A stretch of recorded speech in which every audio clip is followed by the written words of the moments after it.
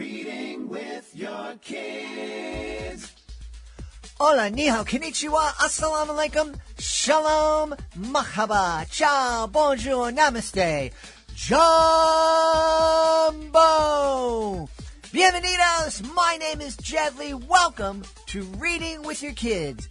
We're coming to you from the beautiful, wonderful, welcoming neighborhood of Reedville, located in the southwest corner of Boston, Massachusetts. We are so very honored and absolutely delighted that you're joining us in our mission to help all families grow closer through reading. We do that by sharing fun, thoughtful, and thought-provoking conversations with fascinating people who just happen to be writing books for kids of all ages.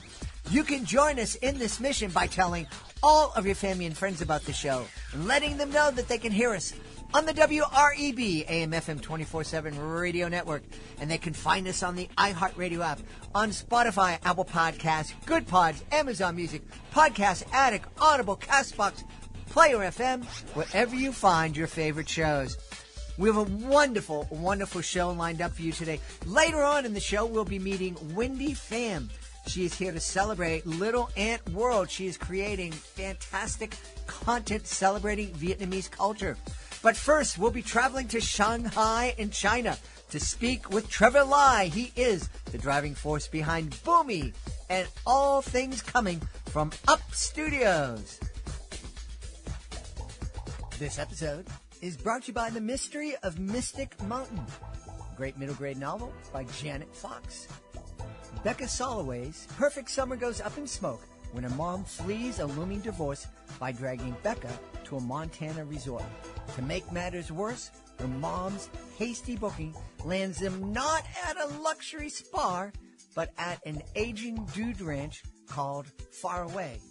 Becca is miserable until she meets the Wrangler's son, John, who shows her what might be the first clue to a century-old mystery, the lost treasure of a Robin Hood-like outlaw known as Pearl Handle Pete. You and your kids are going to love this book, The Mystery of Mystic Mountain by Janet Fox. It deserves a place in your family library. This episode of Reading with Your Kids is brought to you by We're Going to the Dinosaur Forest, written by Marie Nichols. Marie Nichols was recently on my Connecticut Book Festival's podcast, and what a delightful woman. One of the things she said really struck home with me. She said, parents nurture with care, siblings are taught to share, but grandparents embrace the dares.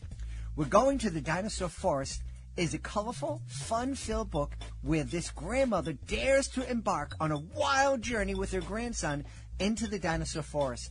It's available on Amazon. It's also available on bookshop.org.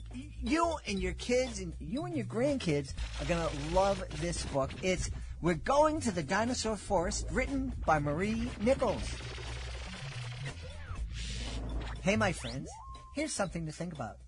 What if mistakes weren't something to fear, but something to celebrate?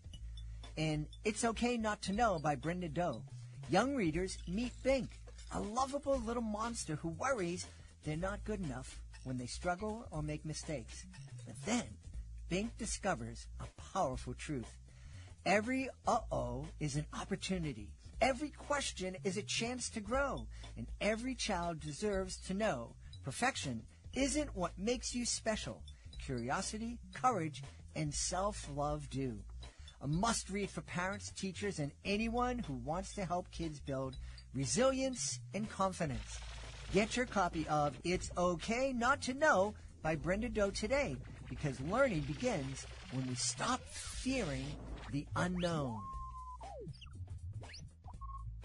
Join us right now from Shanghai in the nation of China. Our guest is returning to the show to celebrate Boomi, all things animation, and all the wonderful things coming from the imaginations at Up Studios. Please welcome back to the show, Trevor Lai. Trevor, how are you, my friend?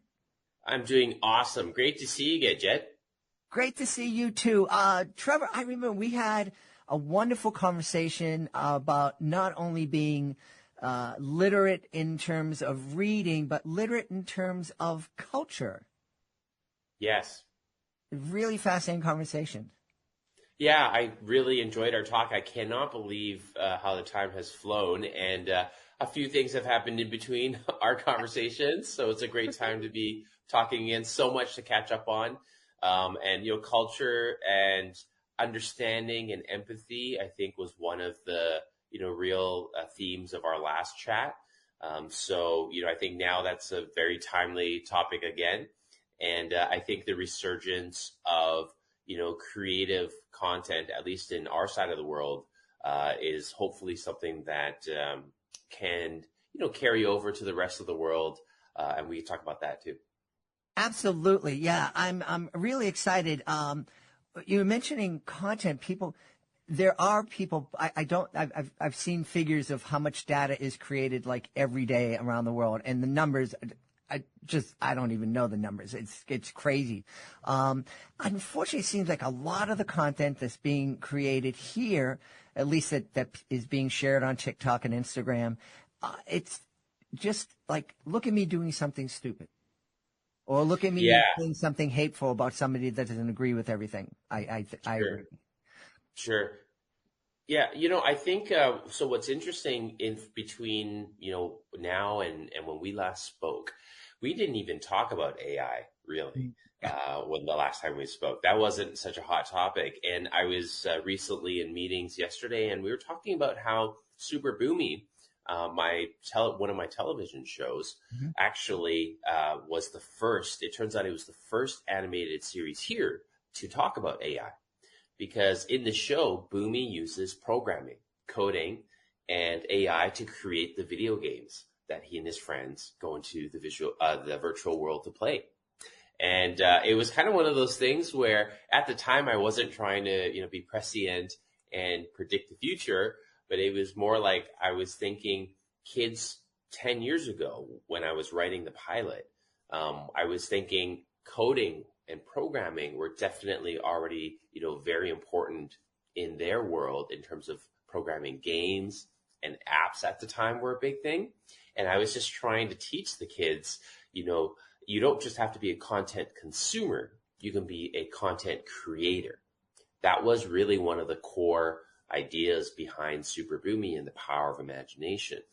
And it's just interesting that fast forward 10 years, and look how AI has now become a tool for everybody. And I think when you're talking about the types of content that's being created, I get asked now every meeting, what do you think of AI? How is that going to affect your business? How does it affect content?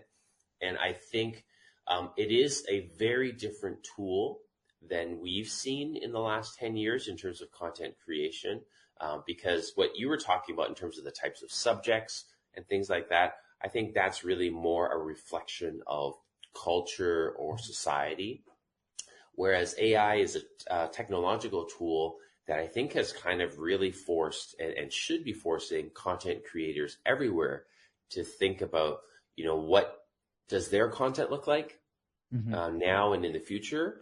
But I think also platforms really need to think about what kind of content do they want on their platforms, and what kind of content are they going to be pushing. So I think those are really, really interesting, powerful conversations that are happening right now, every day. Yeah. I tell you, I've joked here in the show that I love AI, and I'm also a little bit afraid of AI just because it's so powerful. I'll be very upfront and honest. I've been pretty much a 1.5 man show doing Reading with Your Kids for the most part. I have discovered, I have an AI program that I use to transcribe the show. I then share it with ChatGPT, and that helps me create show notes and tweets and gives me ideas for promotion. And it's a wonderful tool. And I just had, and again, I'm being honest, we're launching a new podcast for kids in May 3rd. The name of the show is going to be Real Magic. And the person that usually does my illustrations was getting married, and I didn't want to stress her out and like, hey, we got to get this and we got to get that. So I went on ChatGPT. Actually, ChatGPT told me that they could create images, and I said, well, I need this image. And I'm like, you just reached inside my imagination and created what I was thinking. And as we're going on and creating different images, it actually, one of the characters in the podcast is my clown character, and it added a piece of a costume that I only used on a short tour of El Salvador. And I asked, I said, are you finding pictures of me? And, and, oh no, I don't have access to the internet. And I said to myself, I don't know if I believe you, ChatGPT. Well, I think that usage of language is very important. I think you said you're a little bit afraid. And I think that is good. That is the human side that I think gets lost sometimes. When we get fascinated with tools, they just think about how much time we spend staring into the abyss of our phone. Mm-hmm. And think about how we didn't do that 20 years ago. Oh.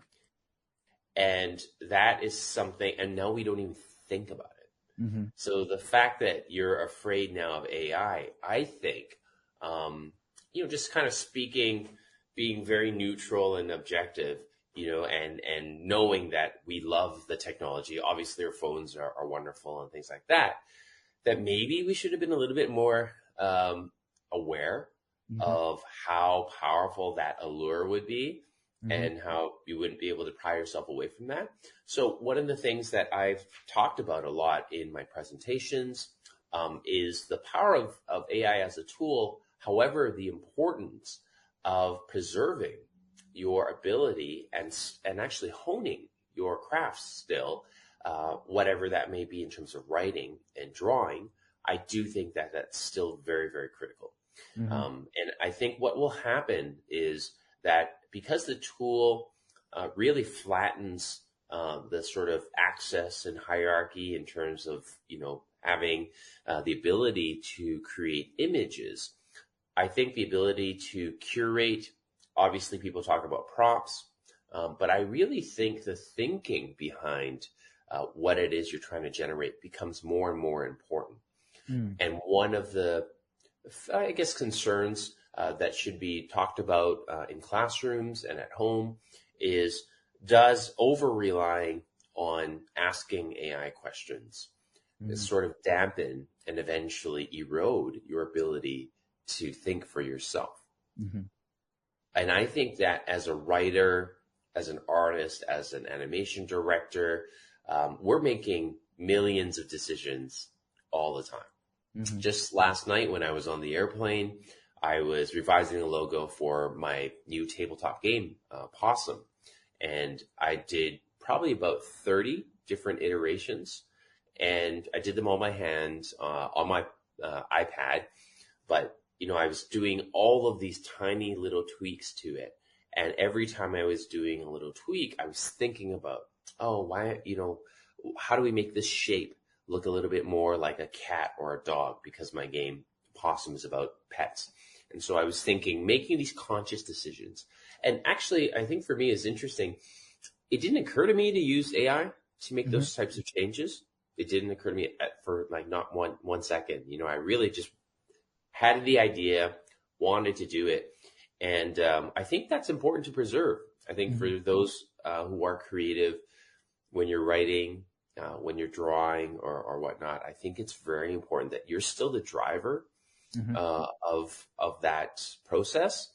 And that when AI makes sense to use and accelerate, like what you talked about, the functions, transcribing, sort of more rote functions, I think absolutely makes sense to save you that time.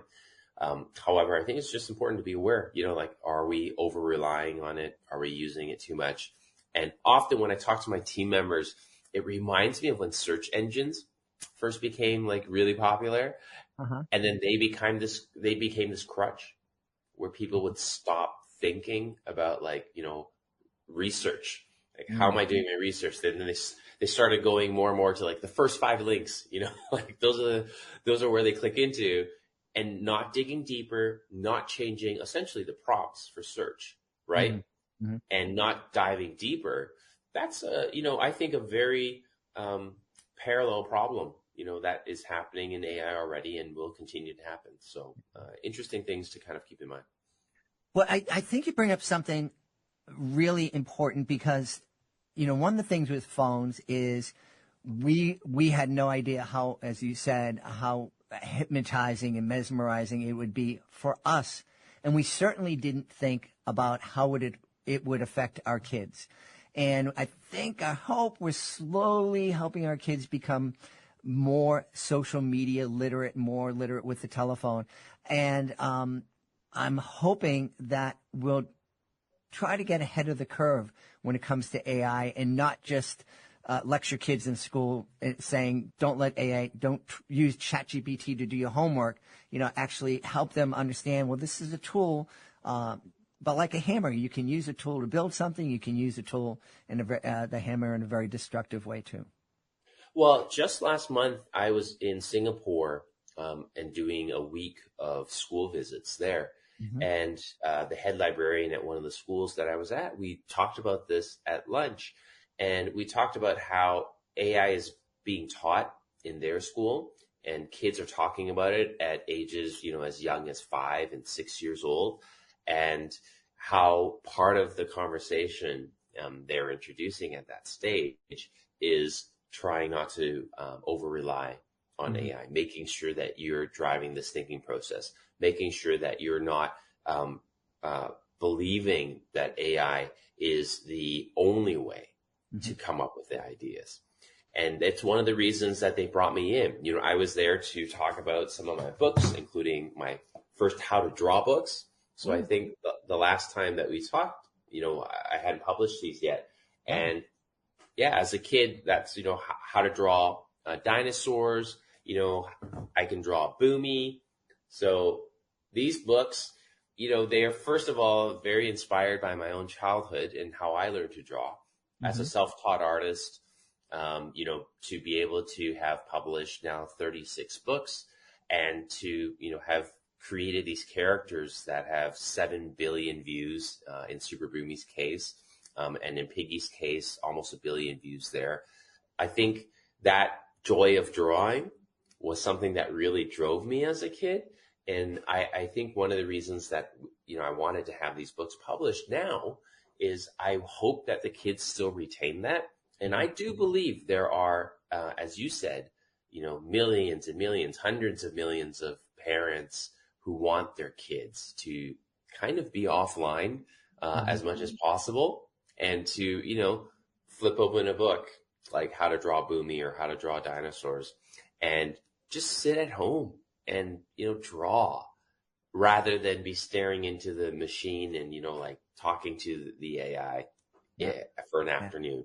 And actually the other major project that I've been working on the last couple of years was also really inspired by this idea of being offline. So Paw Sum is the tabletop game that I invented just over 2 years ago.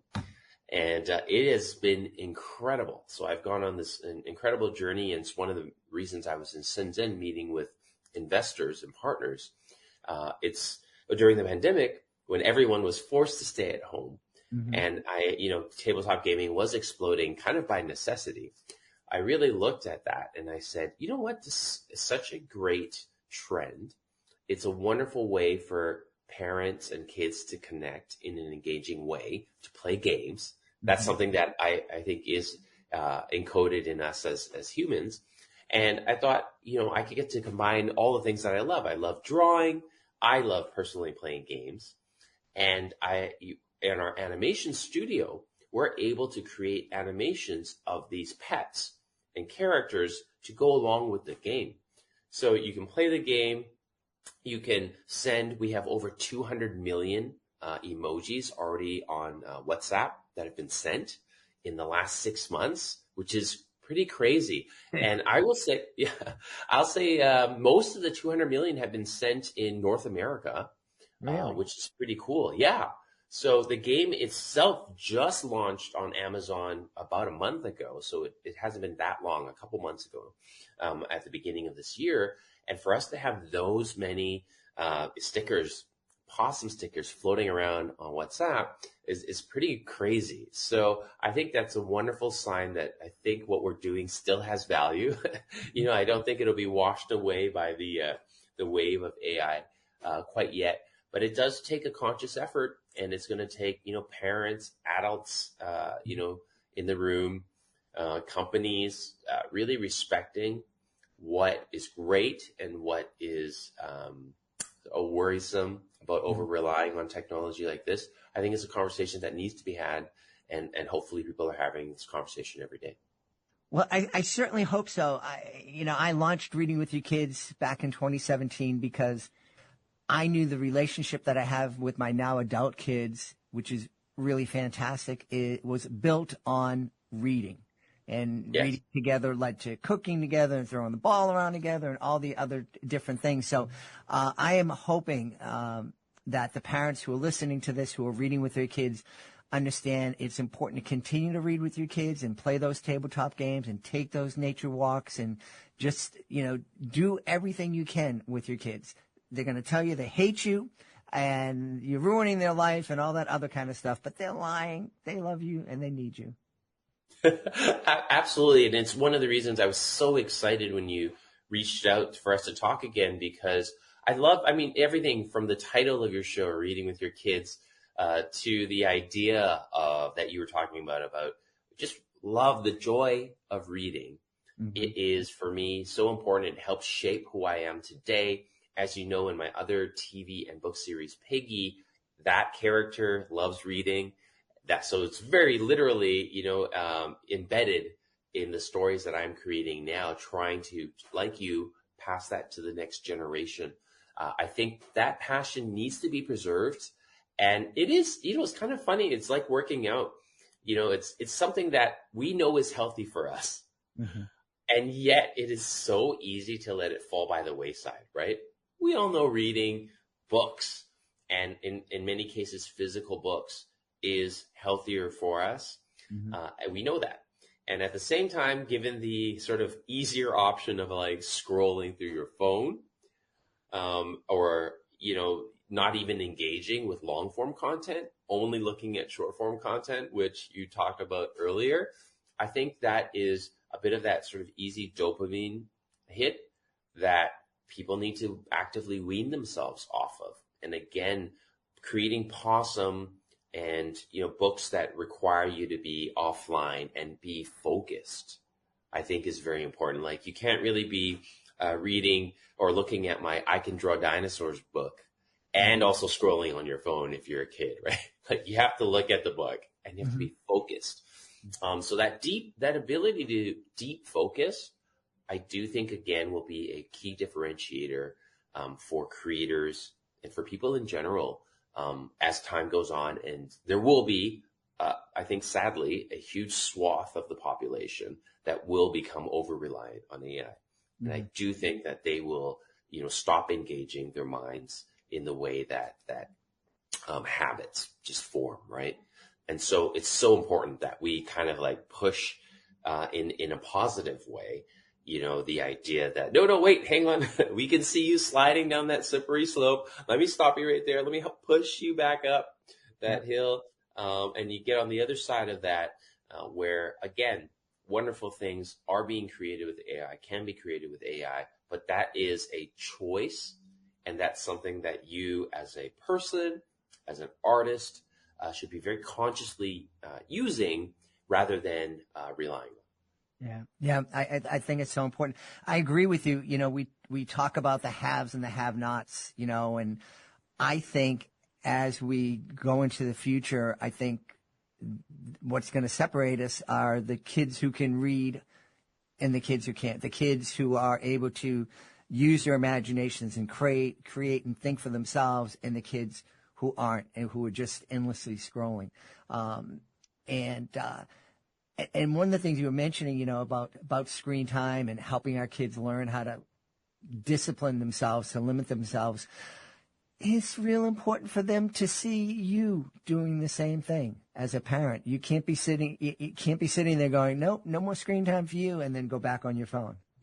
Oh my gosh, what a great point. And it's something that even before AI, it was the same principle, right? Mm-hmm. It doesn't matter if what the parent was doing completely offline, whatever they were doing, kids look at that and they, immediately they process it and they think, even sometimes subconsciously, and they're like, that's the way I'm supposed to be.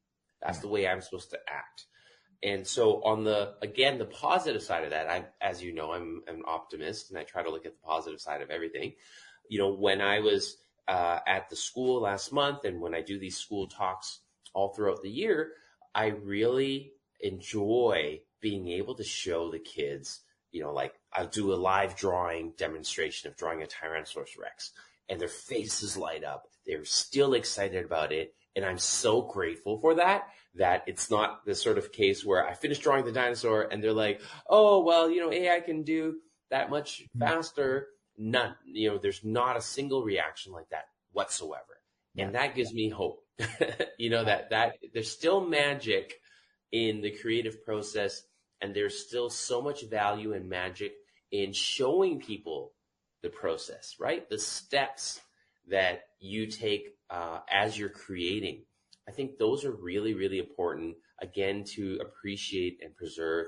And I can tell you, at least from kids, and when I say kids, by the way, I'm including audiences from kindergarten to high school. Mm-hmm. So, they do have that sense of wonder, which I think is so important to preserve. It's one of the reasons we create TV shows, right, or we create games, is to preserve and then inspire that sense of wonder so that they can go on and create things in whatever field that they want to pursue. So I can tell you that it's very alive and well, that feeling and that spirit, which gives us hope. And so we have to keep being out there and you continuing with your podcasts, now plural, and, being able to show and share that passion because they're looking to you. They're looking to people like me, as I'm creating TV shows, books, and games, and they're saying, okay, Trevor's still super passionate about this. Jed is still super passionate about this. They're using these tools in a responsible way, and they're talking about it. So I should be doing the same thing. So leading by example, obviously, is something that we can do in our respective fields. And I think it will inspire kids, as they see us. I hope so. You're talking a little bit about magic when you're drawing. We had a short series, and hopefully we'll restart it again, called Drawing with Your Kids. And we invited some illustrators to come and draw. And I remember following along one of the videos, and the illustrator, we're going to draw a library dragon. And he started, and I'm just looking at lines, and I'm like, "What is this line?" And he goes, "We're just about," and he did one line, just a little squiggle like that, and the dragon appeared right before my eyes. I'm like, "Oh, dude, that is magic." Amazing. And see, it's interesting when I was like kind of trying to define, kids and saying, hey, let's not limit it to just the young kids. You are still in that bracket, of the inner child within all of us is so important. And it's often when people ask me, like, what age is your, are your presentations for, or your books for, or your TV shows for? Often I kind of like hesitate at the beginning to say, well, it's exactly for this age group, because honestly, when I'm creating these things, I'm trying to entertain myself too. Like when I'm creating TV shows, I'm trying to create ones that I want to watch. And I think it's always a good sign if you are a creator that you want to read your own stories over and over again, because when you do school visits, you're going to have to read them hundreds and thousands of times. So you should be engaged and excited about it. And oftentimes I think to myself when I'm reading from Boomi or from Piggy's books, I think to myself, oh, you know what? That is an interesting part of the story. Sometimes I feel like that is kind of neat that, Piggy or Boomi made that decision. I kind of just like think to myself, oh, that was kind of funny. And I think that's a good sign. And same with our game. Like when I was doing, these presentations about Paw Sum, even with adults in the room, and I saw their faces light up when they looked at the cats and dogs in Paw Sum, I was thinking like, oh, I've ignited that spark in their inner child. And again, it's still alive and well, but sometimes buried beneath a few layers, if you know what I mean. Yeah. And I think it's always very reassuring to know that it's still there, though. And so as long as you know how, you're still able to reach deep inside and kind of spark them again to think about using their imaginations. and I think that's important for us to do as creators. Absolutely. You touch on something, that inner child that lives within all of us. And again, it wasn't a conscious thing when I started reading with your kids, but that being able to sit down and be with a kid and see that joy and just, reading a book together, and that ignites that child inside us. And it's a really, really cool thing. Reading with your kids, playing with your kids, I think it's going to help us stay young. It's great medicine. Absolutely. And it's been proven over time. Mm-hmm. It really does. And I think the ability to, as a creator and content creator, the ability to kind of shape that experience is going to be more and more important. And how you're using different tools to shape it is just one aspect of it. But I think the fact that it still comes from your own personal desire, motivation, and inspiration to create that sort of content is something that I obviously still believe creates a tremendous positive ripple effect. Mm-hmm.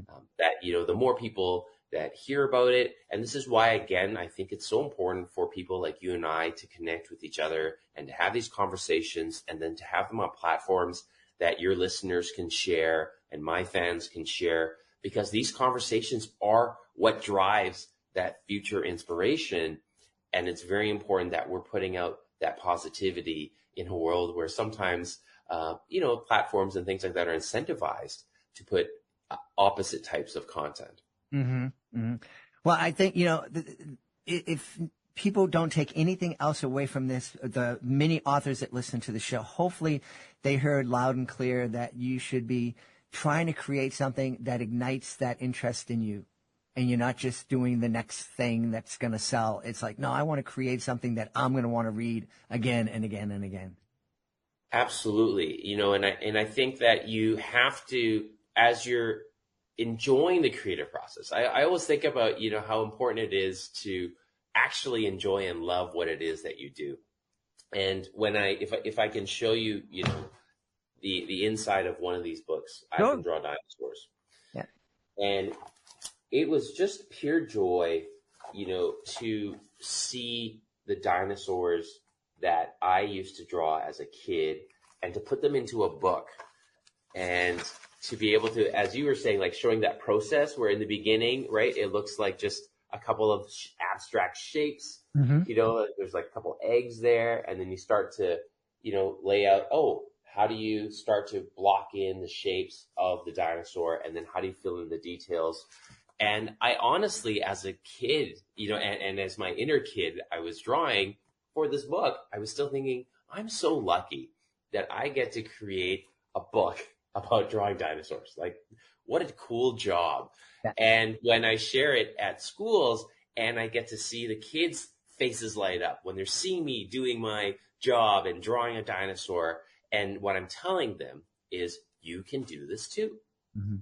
You can just follow these steps and you can draw a dinosaur that's just as good and hopefully even better than my dinosaur, just by following these steps, leading the way, leading by example. And the same thing again with, the possum and the game design. I really wanted to get to the heart of, why do we play games? We play games to engage with each other, right? We play games to be happy, to spark joy in each other. And so when I was creating the game, I was like, how do I take that feeling? How do I bottle it up and put it into the cards so that, I'm not going to be able to be there and play every round of Possum with my fans. So there's got to be a way for me to take that feeling, that joy, and kind of put it into concentrate, if you will. And we even made mini versions, this is Possum Match, which is a mini version of the game. And the inspiration behind this is one of my friends, who's a business owner, and his son grew up watching Super Boomi. He was like, I want to put your game in my stores. He has a chain of really successful restaurants, cafes in China. And he's like, I want to put my game in your game in my stores. And I was like, well, in your restaurant, maybe you don't have that much space and time for people to be laying out this big Possum board game, but let me do a mini version for you. And, I created this version in just a couple of months. It was amazing. Then when I went back and saw people on these little coffee tables playing possum, and looking at the cards, and these are all adults now we're talking about, and they're looking at the cards like, oh, that's so cute. And that's like music to my ears, right? I'm sitting at the next table next door, like just kind of like quietly listening and seeing what their reactions are. And to hear that again, inner child come to life, and to know that I've sparked that joy, I think it was a very intentional process, but it's also something that is so rewarding as a creator. And I hope, your listeners who are listening to our talk today get that inspiration, as you said, to keep creating, what it is that you're doing. Don't be so afraid of the power of the tools that are at your disposal now that you're overwhelmed, because that can happen too, right? I have friends who are like, oh, I don't know how to use AI, or, they're overwhelmed with fear, if you will, because they feel like they're being left behind. And I think it's important that, whatever you're doing in your life is to take and face the challenges sort of head on, and don't let that feeling overwhelm you. I think it's to say, hey, all of these tools were created by a human somewhere in the beginning. Yeah. So that's at least one thing we share in common, right? You may not be a tech genius, but that the person who created it at the very beginning was a person like you, someone who clearly wanted to be creative and create something. Yeah. And so you share that in common. Now go back to what your craft is, take that same spirit and just apply yourself in your area of expertise, in your area of passion. I think if you do that, everything else will kind of work itself out the way that it should, because you've stayed true to your core motivation, and you have a pure path and mission that you want to achieve. Like I want to achieve with my books, teaching kids how to draw. That's a pure and very clear path that I wanted to do. With Paw Sum and playing games, I want to spark that joy between parents and kids, but also adults. That's a very clear path and mission, and sort of just focusing on that rather than all the external factors that really none of us can control. Right. Well, I love that. I want to make sure that people know possum is spelled Pawsum. So it's not like the animal, but right. It features lots of cute animals. So you want to just check that out. And Trevor, I'm going to take you up on your idea. I'd like to have you. I don't want to wait 4 or 5 years to have you come back. Let's do it on a regular basis, maybe a couple of times a year, because these are some great conversations that I think people are going to find useful. Absolutely. Let's hold each other to it. I want to just tell your fans and listeners, if they want to reach out and, talk to us and talk to me, obviously as a director and writer and game designer, my schedule's, very, very full as yours is, but I do love engaging with future young creators. And if anyone who's been inspired by this talk, if they go on Instagram on Up Studios World, or Play Possum also has its own Instagram as well, reach out to us. We want to keep these conversations going. If you've played our game, on by picking it up off Amazon and played Play Possum, I think that's going to be something where I want to hear that feedback, right? I want to know if you've played with your kids. And so I think keeping that conversation going, sparked by this podcast and spreading it into the real world, I think that's something that hopefully we can talk about, the next time that we chat, how everything we've talked about today has maybe some real life impact. And I think it'll be really exciting. And who knows in half a year how much more has changed. I think we can be a bit of a time capsule and kind of capture these moments as the years go by. I never thought of that. Look at that. I'm a time capsule. I'm old as most time capsules, so this is good. I love it. And of course, people can go, is it upstudio.com to check out? Upstudios.cn is my website. But I would encourage people to either type in Up Studios World on YouTube. You can see a lot of my animation there on YouTube. It's free and open for everyone to see. Or go to Up Studios World on Instagram and Play Possum on Instagram. Both those accounts are there. I'm checking them every day and engaging with our fans So those are some of the best ways to reach us. We've had a really fascinating time speaking to the driving force behind Up Studios and Boomi and Super Boomi and Paw Sum. Our guest has been Trevor Lai. Trevor, before you go, I want to know, anytime I use AI, I'm always very polite. I always say, could you please do this for me? Because if they do ever take over the world, I want them to remember I was a Nazi. That's a great point. Like, again, it's like, and what a great habit anyways, right? Yes, I think, treating everyone with respect is a great habit, great principle. And as we talked about earlier, kids are going to follow your example, right? So I think that's a good thing to preserve. Exactly. Trevor Lai, thanks for being on Reading with Your Kids. Wonderful. I can't wait to talk to you again, Jed. Hey families, would you like to share a miracle with your kids? At the Wolf Conservation Center, hope was fading.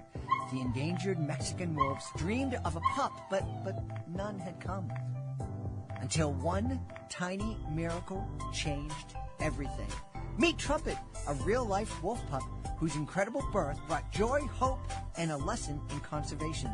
Trumpet the Miracle Wolf, written by Leocadia George, is a heartwarming true story that will inspire your whole family. Teach your kids the power of hope, love, and protecting endangered species. Get your copy today and join the wild adventure. Hey, parents, grandparents, caregivers, and teachers, are you looking for a fun way to teach important values to your kids? Check out Timothy'sLessons.com. It's Timothy's Lessons. Timothy's Lessons in good values. It's Timothy's Lessons.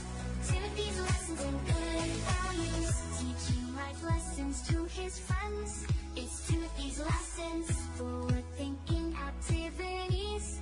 It's Timothy's Lessons. Building confidence and mental strength. It's Timothy's Lessons. Timothy's Lessons in good values. It's Timothy's Lessons. Timothy's Lessons in good values. Wonderful fun sing-along songs. It's Timothy's Lessons. Important lessons on key values. It's Timothy's Lessons. Children's books and uplifting stories. It's Timothy's Lessons. Timothy's Lessons in good values. It's Timothy's Lessons. Timothy's Lessons in good values.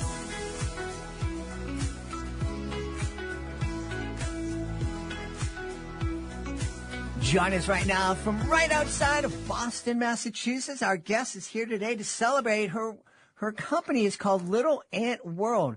Please welcome to the show, Windy Pham. Hey, Windy, how are you? I'm good. How are you? Wonderful. I'm really happy to have a neighbor here on the show, and especially happy to celebrate all of your books that you're bringing out into the world. It's all about introducing folks to Vietnamese culture. Am I right? Yes, correct. Yes, and then also Asian culture in general. Yeah. So I don't think we've had folks from literally all over the world on the show, but I don't think we've had somebody from Vietnam, and I don't think we've had somebody celebrating Vietnamese culture. Tell me, why is it so important for you to share your culture with the world? Of course, thank you so much for having me here today. So I think I was born and raised in Vietnam, and I immigrated. I became a U.S. citizen in 2015, about a while ago. And when I came here, I remember that I think during COVID, I felt like, how people always blaming, like it came from Asia, it came from China, and then there were huge Asian hate crimes happening there. And as a AAPI, BIPOC woman here, I feel a very strong sense of pride within my own identity and my community. And I wanted to make sure that my daughter can able to feel it the same way as I am, and be able to share that with her friends and other people. And I think a lot about how can I create a better world for my daughter, so as she grow up, she feel like celebrated, she feel like be included in that world. And I think that we need to start early, especially in children, right? Because they are our future generations, and they are the ones that creating a better world later on where they live and work, right? So that's why I started writing book. And to be honest, like I started writing it just for my own purpose, is to share with my daughter about teaching her Vietnamese and teaching her about my culture, my traditions and heritage. But as I shared with other parents, and they were like, "Oh, we need this. We have we have a problem here. We need to solve. Is that we need to see more diverse book like this." And I start sharing it with other people, and people love it, and the response is amazing. I received so many kind notes and messages from people around the world, like Germany, Australia, New Zealand, telling me about like how my book like helping them, bridging the gap between the grandparents with the kids. And then also people like, for example, I did a lot of workshop, like reading author visits. But like for kids only after school or other, daycare center, and people telling me about like how my book and how my reading session able to help the kids learn about other culture, and then actually also help the parents feel appreciate and then learning new things as well. So that made me feel very proud. And that's why, it became my mission, like how can I do more and share more of my culture, and how can I make other people feel included in this journey. Excellent. The first book that you put out, how difficult was that to learn how to write the book, get it edited, get an illustrator? That's a lot of work for anybody. Yes. So I spent my literally the last 15 years working with corporates. Like literally, I'm not an author. Like I had to learn, and not even a business owner. I never think that I can become a business owner or like an author. Like literally, they never think of that. And again, like it all come from a desire to help my daughter learn Vietnamese, and that's why I literally go on YouTube. I start searching and learn. Like, okay, how can I create a book, like children book, and like literally it's like learning from other author. I've been doing this, and I actually created my first book on Canva. Like I was not like, not knowing how to do any of this, like book formatting, like hire illustrator, like all of that.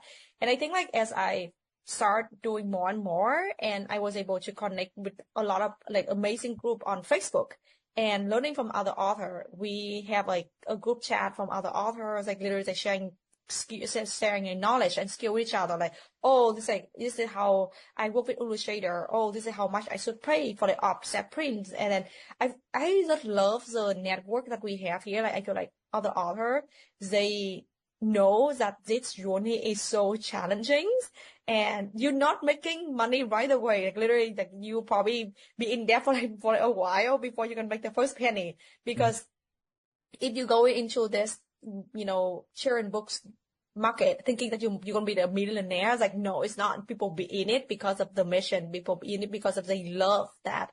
Love how to giving back and how to helping other kids and sharing their story. That's why they are in it. So it was very challenging when I started doing the first book. But you learn as you go, right? Like you kind of like slowly you master the skill, like from like how to doing book formatting, like how can you, like where can you share the book, like on Amazon, on print offset, on Ingram Spark and all that, like, and then like how can you launch your book properly, and you learn bit by bit, and you learn from other people, from experts. So yeah. So I know you have a number of books and also some flashcards up on your website. What's the latest book that you published? So the latest one I published was the book named The Magic of Tet. So Tet is our Lunar New Year celebrations. And that book actually got a really, really overwhelmingly response from people. It was very, very positive, and I'm really happy to see that. I launched that book in January, and I was just wanted to find something that wanted to teach my daughter about like how we celebrate Lunar New Year in my home country, right? So I was searching for it, and then there are not a lot of that book available online or like in the library. So I just like, okay, fine, I'm creating one. And it took me, I think I started that book in March last year, and took me like 9 months to put it together because there's so much work and details go into it. Yeah, I launched it in January this year, and I was very, very happy to see how it turned out. Yeah. Yeah. One of the things that we've celebrated here on Reading with Your Kids is just the fact that while there are some countries that share, a lot of customs and traditions, like in Asia, like in South America, like in Latin America, those to say it's to label someone Asian doesn't really mean anything because the Asian countries are so different. Tell me, how do folks in Vietnam celebrate the Lunar New Year differently than the other Asian countries? Yeah. So for us, so one of the things I always tell people is that you should call the Lunar New Year as Lunar New Year instead of Chinese New Year. Because I think like a lot of time people would describe a Chinese New Year, and I feel very offended because I feel like as a Vietnamese American, like we also celebrated New Year as well. That's why like and then other country like Japan or like Korea, like Thailand, Myanmar, like they also celebrate Lunar New Year. So I just want to make sure people call it Lunar New Year to make sure everyone feel included in this celebration, not the Chinese people. So that's first thing. For us, during the Lunar New Year, we do think a little different. Like for example, we have different type of food, right? Food is a huge part of the culture. We for Chinese people, I think they have dim sum. And then they also have different dumplings type, and they also eat a lot of clementines or orange. That means luck. For us, we don't have that. We would have like the 5 food trays with different fruit, and it's simple, different things. We would have chung cake or tat cake is different kind of like, special dessert that not dessert, special cakes that assembling the earth and the sky. That meaning that, how can we thankful for the our culture and our heritage to bringing us like wealth and luck throughout the year. We also do is that on the 23rd day of the month of the lunar month, we also have a small like celebration to say goodbye to the kitchen god, and we would release like the fish to the sea, and then hoping that, that would bring us like wealth and luck for the next year. So like there are little traditions here and there that we do a little bit differently compared to other countries. And what you said that this book was really well received. What kind of response have you heard from folks? I actually, like, for example, I was able to sell about like 2,000 copies of that book in the past, like in January and February, which is like, amazing. Yeah. I think like globally, like literally globally, I see people order it from Japan, and like some of them order from like Australia or Canada. It's make me really happy. Yeah. Wow. One of the things that people I don't think understand is just how wonderful that is as an accomplishment. I mean, the average books will sell 200 copies in their lifetime, and here you are in 2 months. You sold 2,000 books, and unlike a traditionally published book that can take up to 4 years from the time the publisher buys a manuscript, you were able to get this out in about a year, 10 months, 11 months. That's 10 months, yeah. It's incredible, and you had that response. Fantastic. Now that, you said to us earlier you never thought that of being an author, you never thought of being a business owner, but here you are. You are a successful author. You are a business person, business owner, and you're pretty successful. How does that feel? To be honest, I all the way feel like I'm not there yet. Like as much as we think that like, I love that like we celebrate like small milestone, but I think like I still have a long way to learn. I feel like I'm still a beginner. Like literally, I'm just started business about a year ago, and I still feel like there's so much more to learn.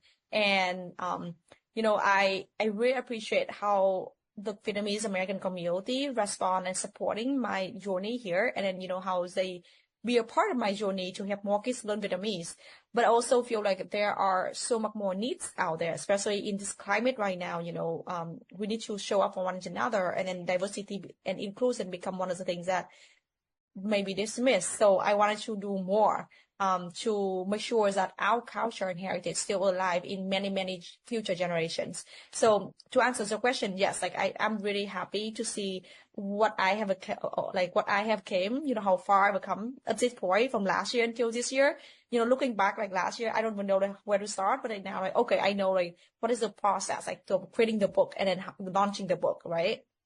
But I also feel like there are so much more we need to be done. And I'm just looking forward to, maybe 2-3 years later to see like how much I can accomplish.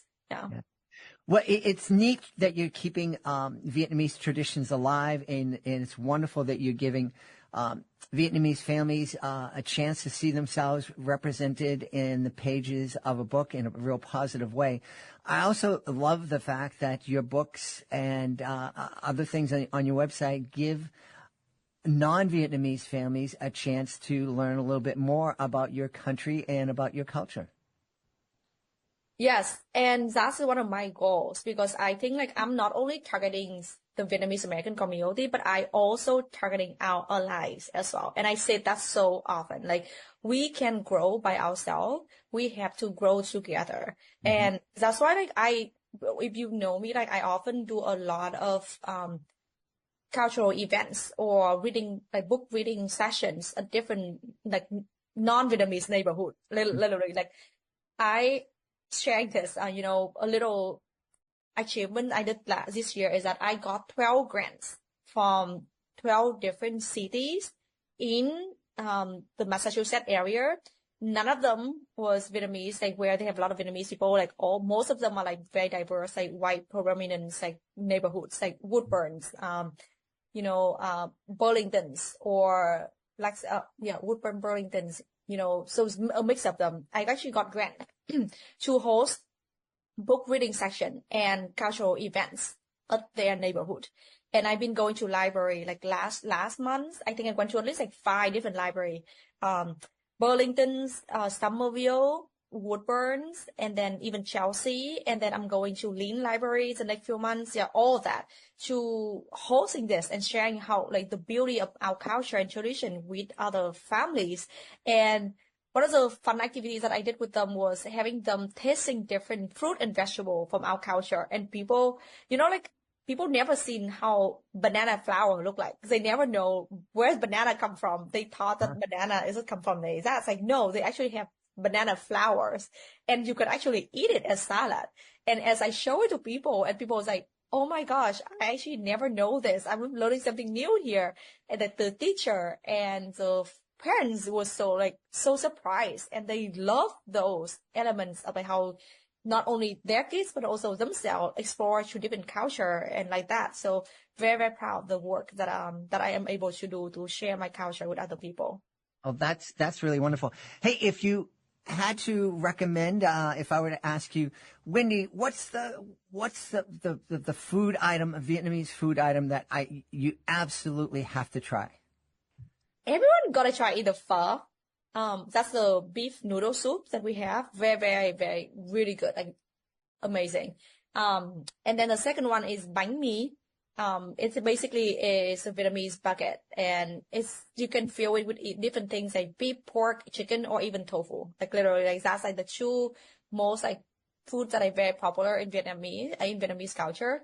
And if you are like the coffee person, like Vietnamese coffee is all the way, the best. So you gotta try Vietnamese coffee. All right. Well, tell everybody again where they can go to find out more about all the different things coming from your imagination. Sure. So you can follow me on Instagram, Windy Pham, or you can also check out my website, littleannual.com. So you can follow me for more, and then, my journey, and thanks for all the way for your support. We've had a great time speaking to the driving force behind Little Ant World. Our guest has been Windy Pham. Hey, Windy, thanks so much for being with us.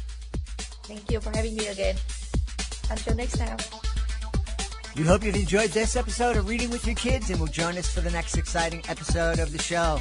I want to thank the folks who made today's show so wonderful, starting with Trevor Lai. Please be sure to check out Boomi, Super Boomi, and the new game Paw Sum. Also want to thank Windy Pham. Please be sure to check out Little Ant World. I want to thank my team, Fatima Khan, Chris Doherty, Rory Grady, Stella Sheree, Megan Boucher. I want to thank my beautiful wife for all the support she gives me. Most of all, we all want to thank you. Thank you so much for taking the time to join us today. And as always, thank you so very much for taking the time to make the world a better place. And you do that every time you read with your kids. I'll see you in the next episode of Reading with Your Kids.